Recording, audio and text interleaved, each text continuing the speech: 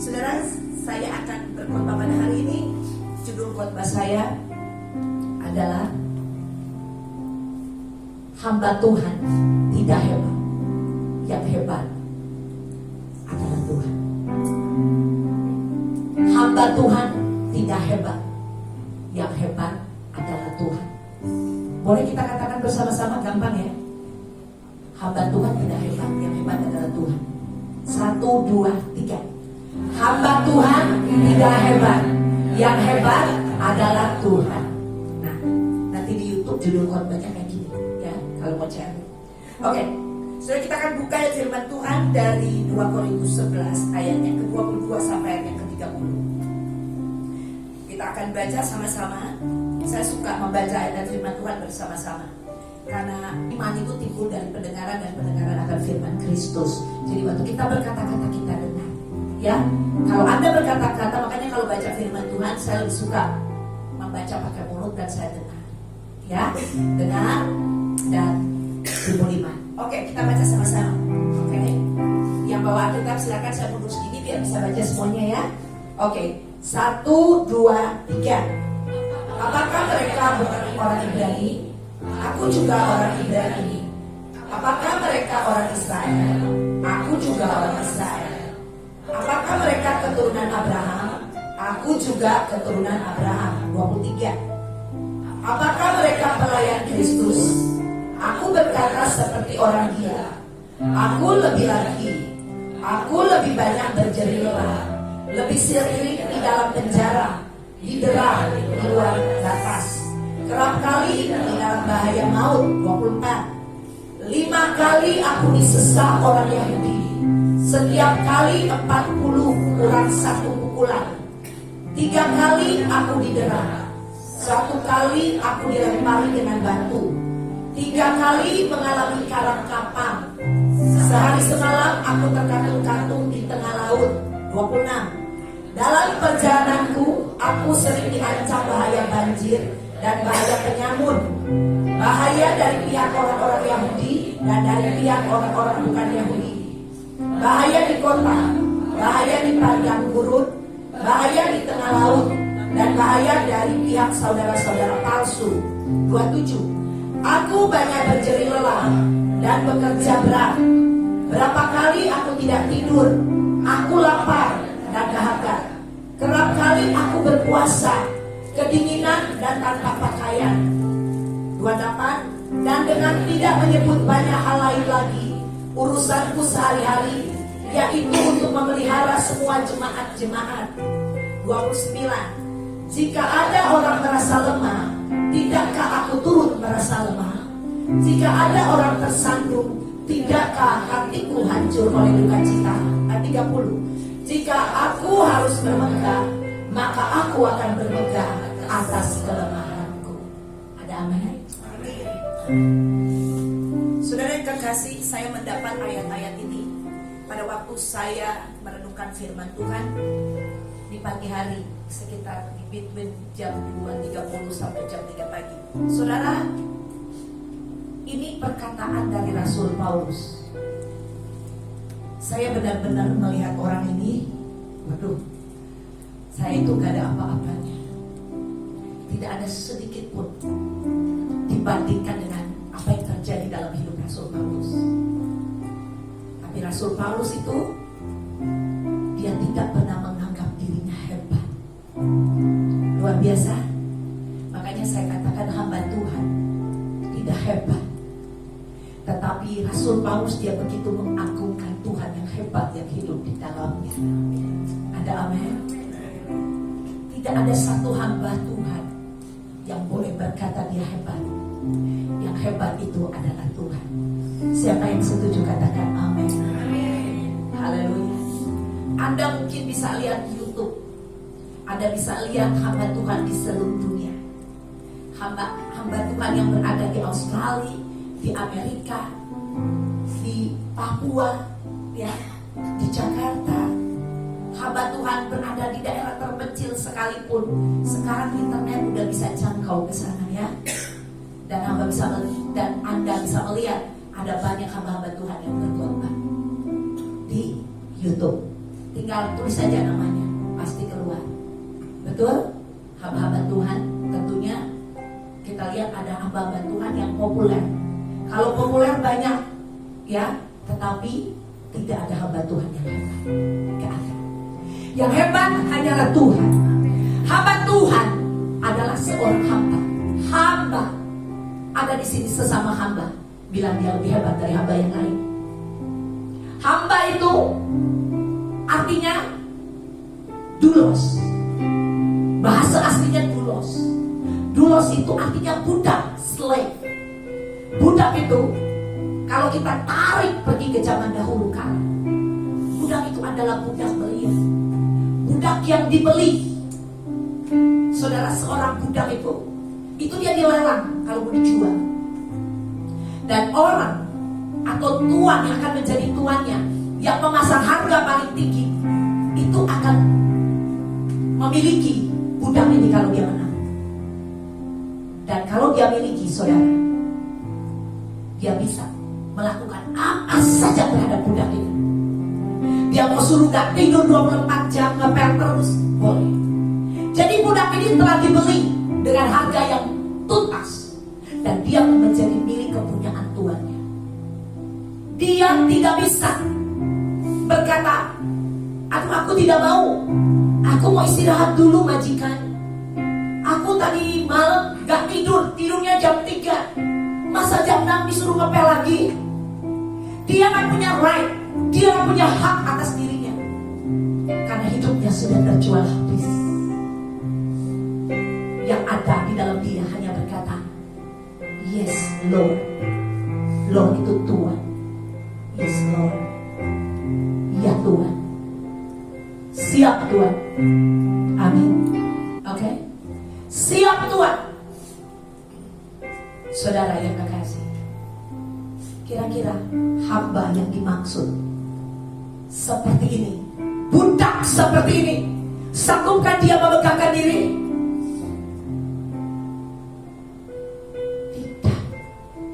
Dia sudah dibeli.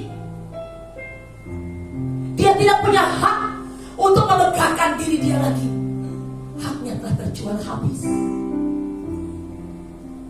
Tahukah Anda, pada waktu Anda menerima Tuhan Yesus sebagai Tuhan dan Juru Selamat, Anda telah terjual habis. Anda tidak punya hak lagi atas hidupmu. Hidupmu telah menjadi milik Tuhan. Amin. Tetapi Tuhan kita yang namanya Tuhan Yesus, pada waktu dia membeli Anda dan saya, dibayar pakai darahnya sendiri. Bukan dengan emas dan perak, bukan dengan uang, tidak. Tapi Allah harus datang ke dunia ini menjelma menjadi manusia, mati di atas kayu salib, dihina, dipukul, dianiaya, dan dia taat sampai mati di atas kayu salib. Sebelum nafas terakhir, dia berkata, it is finished, it is done, sudah selesai. Aku telah membayarmu dengan harga yang tuntas. Amin. Saudara, firman Allah berkata, semua manusia telah berbuat dosa dan telah kehilangan kemuliaan Allah. Semua kita tanpa terkecuali telah berbuat dosa, dan konsekuensi dari dosa yaitu kematian kekal. Betul? Gak ada ampun, saudara. Allah Maha Kudus, berani main-main dengan dosa, neraka. Karena kasihnya, dia datang ke dunia ini. Dia beli hidupmu dan hidup saya. Amin. Saudara yang kekasih, siapa di sini yang mau ke surga? Angkat tangan. Siapa di sini yang mau ke neraka? Gak ada yang mau. Firman Allah berkata, neraka adalah lautan api yang bernyala-nyala, dan bukan hanya 1 juta 1 miliar tahun di sana, tapi dalam kekekalan.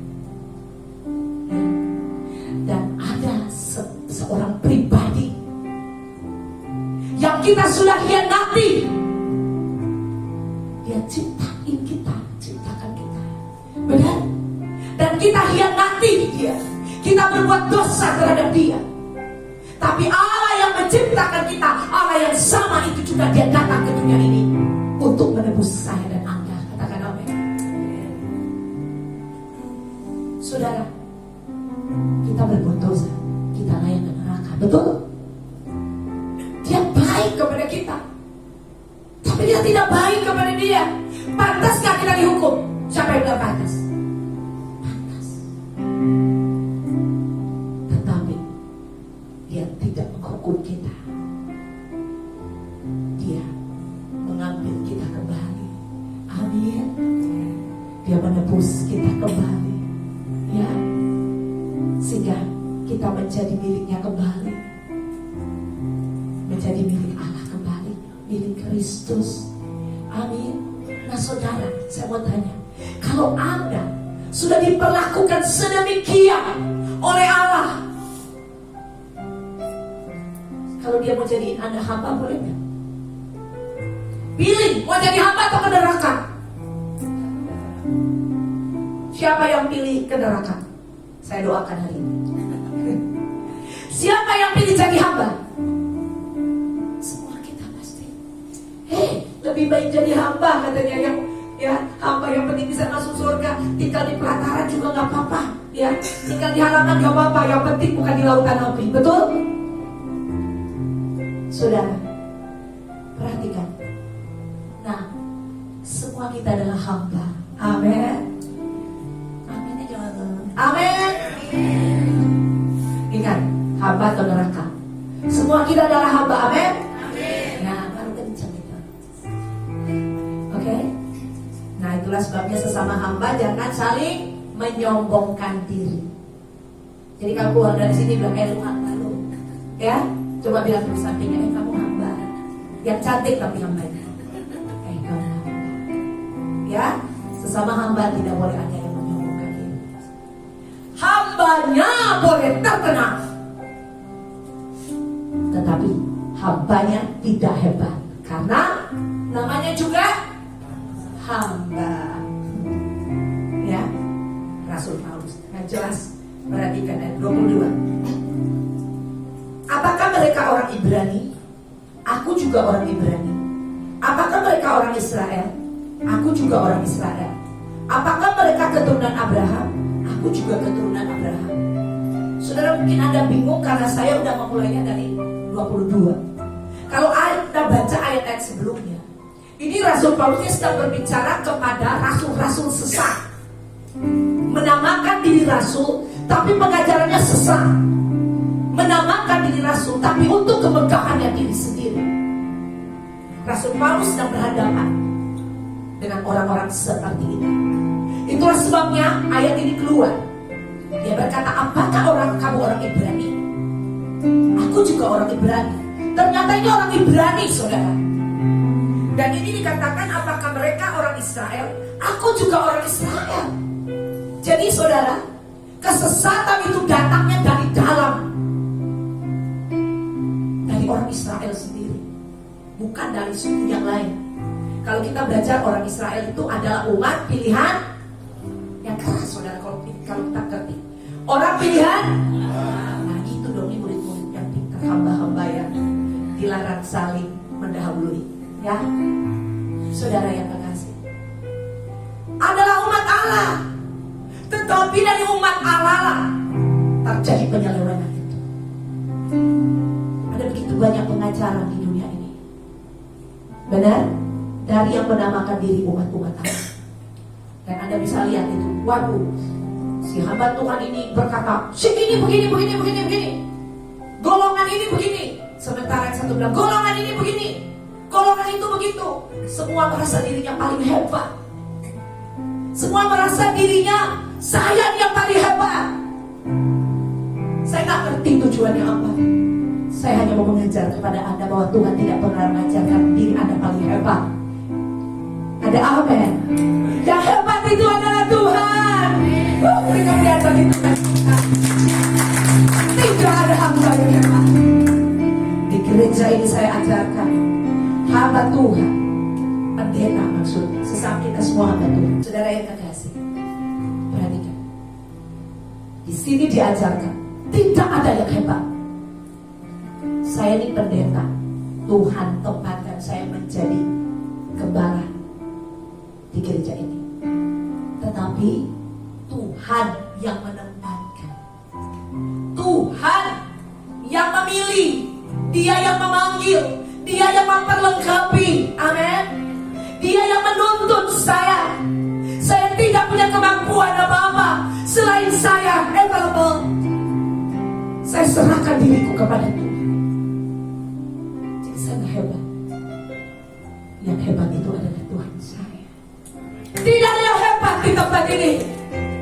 Itulah sebabnya tidak ada nama manusia yang ditinggikan di tempat ini. Saya dengan Anda tidak lebih hebat dari saya, dan saya tidak lebih hebat dari Anda. Kita semua sama. Kita semua alat yang dipakai oleh Tuhan untuk pekerjaan Tuhan yang besar. Katakan amin. Kalau Anda mau bilang diri Anda hebat, baca ayat-ayat ini, Anda akan malu. Ya, jadi Paulus dia sedang berbicara kepada rasul-rasul yang menamakan rasul-rasul Kristus, tapi adalah rasul-rasul palsu. Di akhir zaman ini ada banyak rasul-rasul palsu. Amin. Tuhan bilang bukan apa yang dilihat manusia, tapi Tuhan melihat hati. Di jemaat ini saya selalu berkata untuk menjaga hati kita. Karena kita bisa senyum-senyum sama orang, kita bisa cantik, kita bisa kelihatan bersih-bersihin ini, bersihin karpet, bersihin jendela mungkin. Saudara, percuma kalau hatimu tidak benar-benar tertuju kepada Allah. Anda tidak benar-benar mengerjakan itu untuk Tuhan. Sia-sia. Lebih baik kau usah ngapa-ngapain, karena hasilnya pun sia-sia. Katakan amin. Tuhan melihat hati. Mungkin ada orang bilang, alah kamu cuma kayak gitu. Gak apa-apa saudara. As long sejauh hatimu itu bersih di hadapan Tuhan. Katakan amin. Semua kita yang bekerja di kebun anggurnya Tuhan sama-sama mendapat upah 1 dinar. Katakan amin. Saya 1 dinar, Anda 1 dinar. Apa yang bisa saya banggakan? Gak ada. Ada amin. Semua 1 dinar.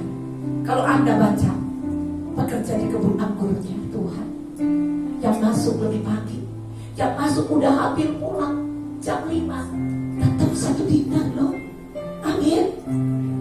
Jadi saya gak bisa berpegang, saya 25 tahun ikut Tuhan, terima Tuhan, orang saya doakan semua. Bukan lo yang nyembuhin Tuhan. Katakan amin. Gak ada pemegang buat kita. Kita adalah hamba Kristus. Yang dimuliakan adalah Tuhannya, Tuhan kita, Tuhan Yesus Kristus. Ketika Paulus bilang, apakah mereka pelayan Kristus? Nah, pelayan ini nilainya hamba. Aku berkata seperti orang gila. Nah saudara, seperti orang gila, udah gak mau pakai akal lagi. Orang gila itu kan gak pakai akal pikiran ya. Ya, saudara, saya dulu pernah pelayanan di rumah sakit jiwa di Grogol. Masih ada gak sih rumah sakit itu? Masih ya. Saya dulu pernah pelayanan. Saya datang ke sana, ada orang kenal sama saya katanya. Saya gak pernah kenal. Dia bilang, apa kabar kamu?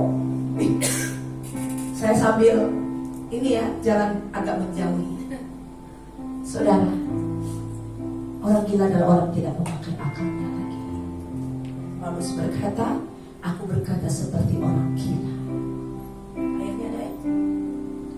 Aku lebih lagi, aku lebih banyak bergerilah, lebih sering di dalam penjara, didera, di luar batas, kerap kali dalam bahaya maut. Saya gak usah terjemahin itu, Anda mengerti banget ya. Ini kan bahasa Indonesia, bukan bahasa apa? Bahasa Perancis. Saudara, dia berkata-kata. Paulus, dia memberitahu di dalam dia melayani Tuhan, dia tidak memakai pikirannya lagi, pikiran yang terbatas. Karena kalau memakai logika dan pikirannya, Tidak mungkin dia bisa memasuki area yang very dangerous itu, yang sangat berbahaya. Bahkan daerah yang bisa membunuh dia. Betul saudara? Udah gak mungkin. Banyak kali dalam hidup kita, akal kita pakai. Kita mulai berhitung di dalam melayani Tuhan. Aduh, jauh nih, gue harus bangun jam berapa nih kan? Aduh, jam 11, 2 jam perjalanan gue. Maaf Bu Desi, pengurus saya terlambat. Kenapa? Habis jauh. Ya kalau jauh bangun lebih pagi. Saudara yang kekasih, hamba itu cuma punya kata iya. Tetapi tahukah Anda Tuhan kita, Dia tidak membuat kita demikian. Pada waktu Dia membayar Anda dengan harga yang tuntas, Dia hanya menginginkan Anda sadar bahwa Anda telah dibeli oleh harga yang tuntas.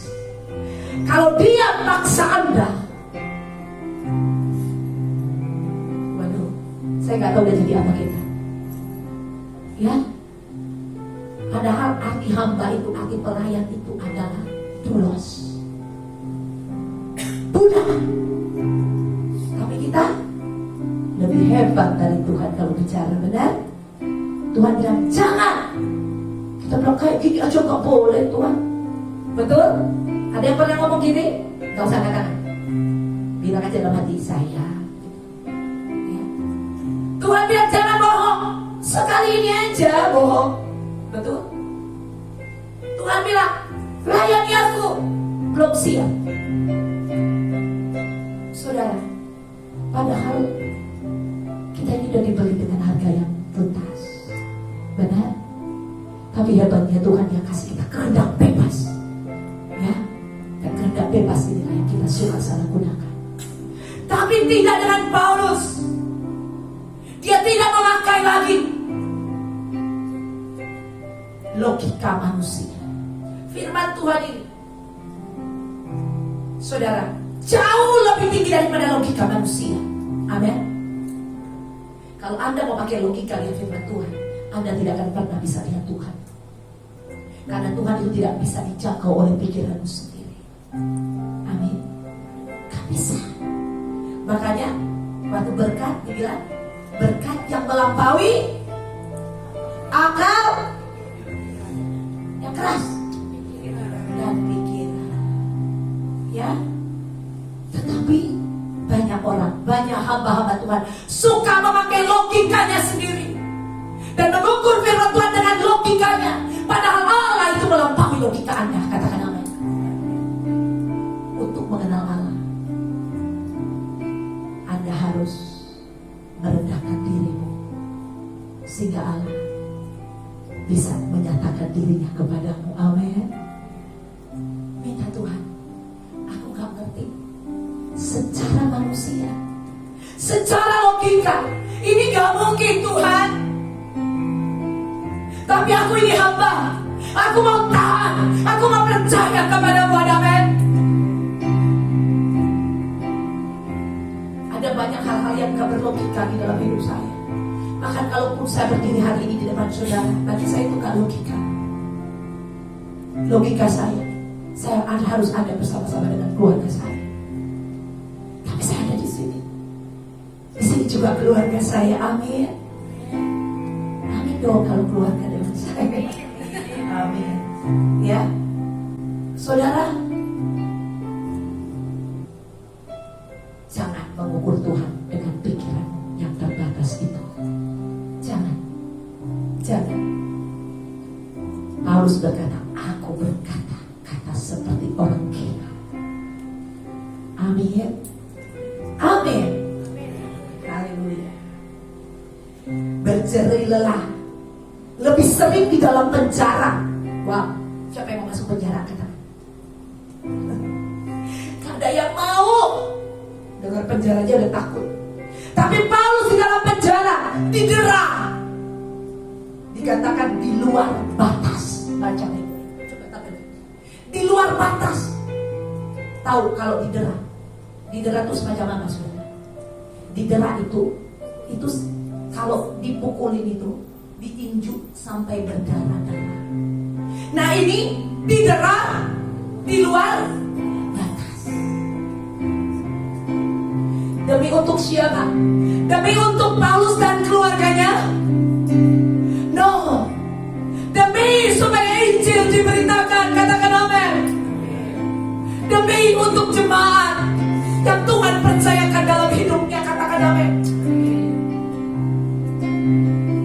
Saudara, semua kita hamba Tuhan, bukan hanya saya berdiri di mimbar ini. Semua kita dipanggil oleh Tuhan untuk menjadi alatnya, ada amin. Kerap kali dalam bahaya maut, tahu, bukan hanya bahaya. Tahu, kalau Anda lihat ada got, ya, terus ada jalan, hati-hati, nanti bahaya loh, bisa jatuh. Bukan bahaya yang demikian, tapi dikatakan firman Allah, bahaya apa? Maut. Di ujung kematian ada yang berani bilang lebih hebat dari seorang yang dipakai Tuhan seperti ini, yang tidak merasa hebat.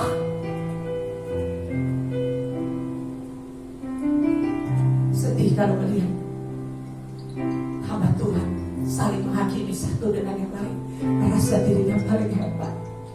Benar? Saudara, sesama hamba Tuhan di tempat ini, jemaat Tuhan, jangan pernah merasa dirimu hebat. Haleluya. 24. 5 kali aku disesah, orang Yahudi disesah, itu dipukuli tanpa bisa melawan. Coba kita diinjak dikit aja, siapa lo? Di sini banyak sekali motor, betul? Motor gini, itu orang matanya, dikit-dikit di sini itu matanya, betul? Langsung darah hijau kita naik ke atas kepala. Benar? Benar atau enggak? Ya berarti punya darah hijau.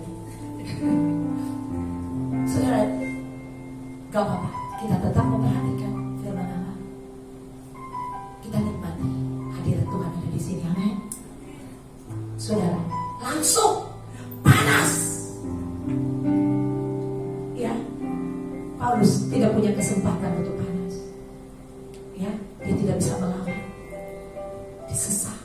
Berapa kali? 5 kali. Siapa di sini yang mau sekali aja? Setiap kali 40 kurang 1 pukulan. Jadi setiap kali disesah, berapa kali pukul? Indonesia terkenal pintar matematik loh, tapi ngomongnya pelan banget. Berapa kali pukul? Ya ampun. Sekali lagi orang Indonesia terkenal pintar matematik. Kalau pintar matematik itu adalah orang pintar. Kalau pintar hafalan itu bukan orang pintar disebut. Tapi pintar matematik adalah orang pintar. Kalau dunia bilang. Berapa kali dipukul? Sekali lagi berapa kali? Amin. Pintar matematik semua. 39 kali. 1 kali sesah, 39 kali dipukuli, ditinju, diinjak, betul? 39. 5 kali dia alami seperti ini. Wow. Ayat 25.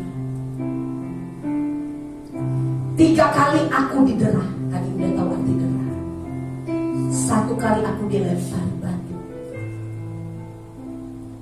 3 kali mengalami karang kapal. Ya, kandas kapalnya. Sehari semalam aku terkatung-katung di tengah laut. Saudara, saya pernah naik kapal laut. Tahun lalu saya naik kapal pesiar. Itu kapal pesiarnya gede banget. Kamarnya itu ada berapa ribu, 4.000 lebih kalau nggak salah, 7.000 deh. Ya itu ada berapa, 13 tingkat. Pokoknya gede banget, kapal pesiar terbesar, nomor 2 terbesar di dunia. dia pernah menjadi terbesar. Ya, saudara yang kekasih, ya waktu saya dan keluarga, waktu kita pergi, itu di laut saudara, itu kapalnya kan gede banget, katanya kapal semakin besar, nggak terasa gitu loh goncangannya. Saudara, dan kapal itu larinya rupanya pelan banget. Jadi namanya kapal pesiar, pesiar di laut saudara. Jadi itu kilometer berapa saya nggak tahu, pokoknya lebih cepat dari mobil aja. Ya kalau dari tempat saya itu ke Florida, itu nyampe nya Florida itu berapa hours ya? Saya lupa juga ya. Sekitar mungkin 20 jam. Kalau naik mobil itu mungkin nyampe nya kita tuh 24 jam kita seperti itu. Pokoknya lebih pelan. Nah saudara bayangin, itu dibilang, waduh ini pokoknya udah paling gak akan terasa. Saya kerasa. Saya kerasa kok ini agak puyeng ya. Seperti saya kerasa. Saudara yang kekasih, nah ini sehari semalam terkatung-katung di laut. Saudara bayangin, itu pasti mual, itu mungkin muntah-muntah, terombang-ambing kapal itu. Betul saudara kekasih, saya bisa membayangkan ini. Dan kapal itu zaman dulu bukan kapal pesiar, ya, itu kapal zaman dulu kan terbatas banget, betul. Ya, saudara yang kekasih, dalam perjalanan itu pun sering diancam bahaya banjir dan bahaya penyamun. Rupanya penyamun udah dari 2000 tahun yang lalu loh. Ya, saudara yang kekasih, diancam bahaya banjir. Jadi bukan Jakarta aja yang banjir. Jadi kalau Anda lagi banjir di sini, jangan nyalahkan gubernurnya. Jadi bilang saya mau merasakan seperti Paulus. Nah, jadi Anda tidak banyakkan komplain. Karena kalau orangnya kebanyakan komplain itu gak baik hidupnya. Ya, saya pernah nonton di televisi di Amerika, itu bilangnya gini, kalau kita marah atau kita sedih atau ya apalah namanya ya, pokoknya berhubungan dengan hal yang negatif, 5 menit itu kita kehilangan, mati kita punya sel-sel tubuh. Nah seumpama sel tubuh yang mati itu 100 sel tubuh yang mati. Nah untuk supaya ada 100 sel tubuh lagi yang tumbuh dalam kita, saudara, itu kita harus bergembira 6 jam. Jadi 5 menit lawan 6 jam. Jadi ibu-ibu kalau lagi ngomel 10 menit, ingat loh, bapak-bapak ingetin 12 jam lo harus senyum sendiri. Ya, 12 jam. Waduh, ibu-ibu kalau ngomel gak 10 menit mah itu kayak 1 detik. Betul? Ya, kalau gak setengah jam belum diulang-ulang. Kan senang ulanginya. Ya, senang banget. Kalau ulang sekali lagi, Tuhan Maha Besar. Sekali lagi, Allah Maha Besar. Senang banget ibu-ibu. Saudara, nah itu hati-hati.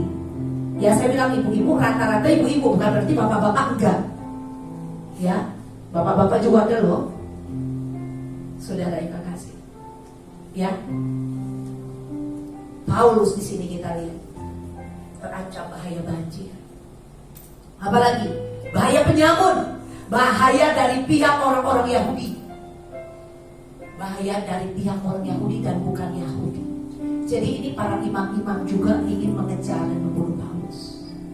Target mereka adalah membunuh Paulus. Ya, bahaya di kota, bahaya di padang gurun. Bayangin Paulus, berarti dia pelayanan di kota, dia pelayanan di padang gurun, benar? Bahaya di tengah laut, bahaya daripada saudara-saudara palsu. Jadi ada banyak saudara juga yang palsu. Saudara itu harus saling mendukung satu dengan yang lain. Amin. Haleluya.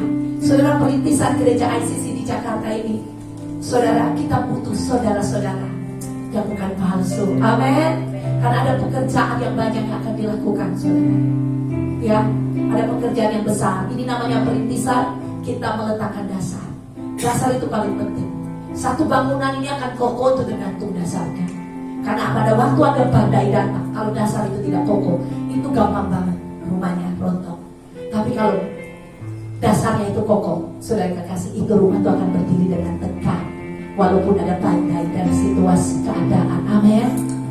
Nah, perintisan jemaat ini baru minggu keberapa ini ya? 4 ya? 5 ya? Oh ya, thank you, 5. Baru minggu yang kelima ICC Jakarta. Kita sedang meletakkan dasar yang kokoh. Dasar itu adalah Yesus sebagai batu karang kita yang teguh. Amin. Kita harus berpusat kepada Yesus. Tantangan ada, wow, banyak. Ada banyak gelombang, betul, ada banyak banjir.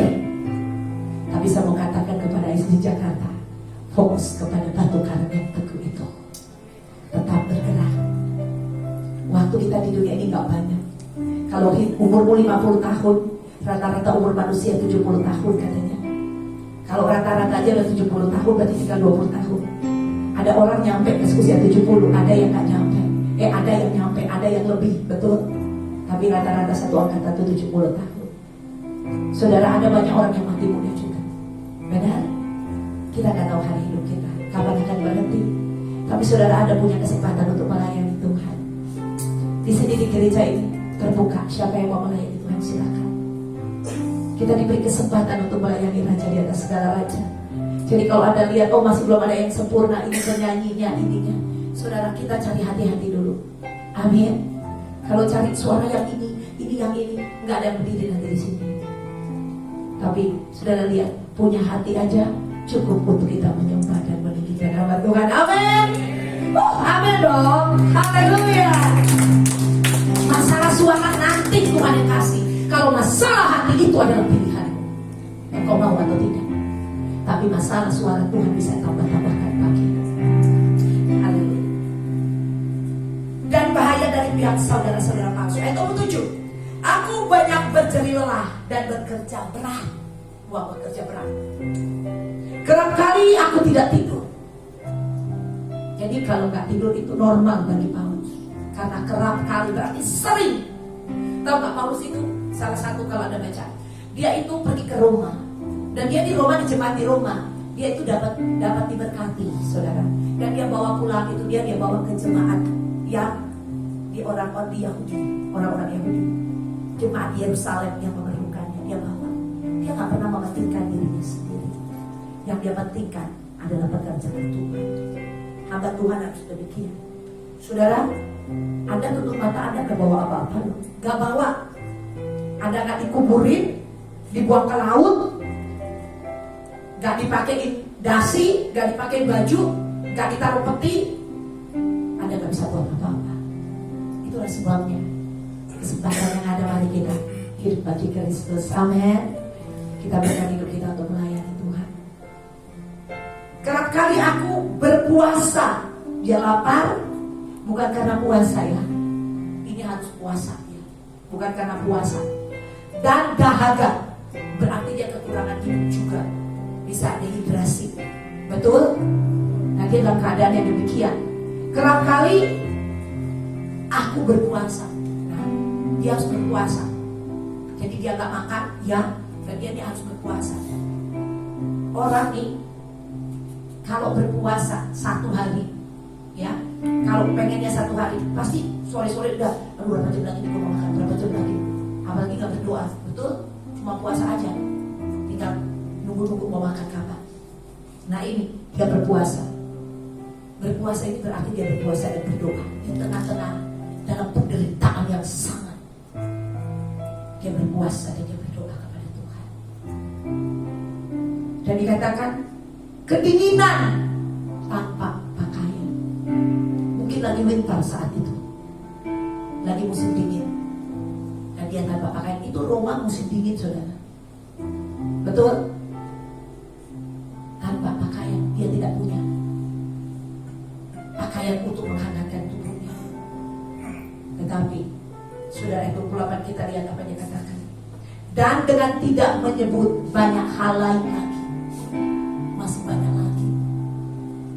Gak tertulis di sini urusanku sehari-hari, yaitu untuk memelihara semua jemaat. Hidup Paulus ini, dia hidup buat orang lain. Kalau hidup kita masih untuk diri kita sendiri, kita gak layak. Para hamba-hamba Tuhan yang ada di di sini umat Tuhan, mari mulai belajar hidup untuk orang lain, bukan untuk diri kita. Minta Tuhan pakai kita menjadi perpanjangan tangan Tuhan. Dan saya percaya, sementara kita menjadi perpanjangan tangan Tuhan, Tuhan yang akan take care. Dia akan memelihara hidupmu, situasimu, pergumulanmu, tantanganmu, problemmu. Katakan amin. Kita terlalu egois mikirin diri kita sendiri, sehingga kita melihat situasi dan keadaan tidak pernah berakhir. Karena kita harus mikirin aku, dan aku. Kalau Paulus tidak merelakan dirinya, Asia kecil tidak dimenangkan bagi Kristus.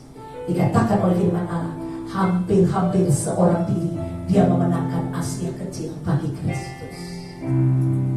Ada amin? Itu Turki, saudara.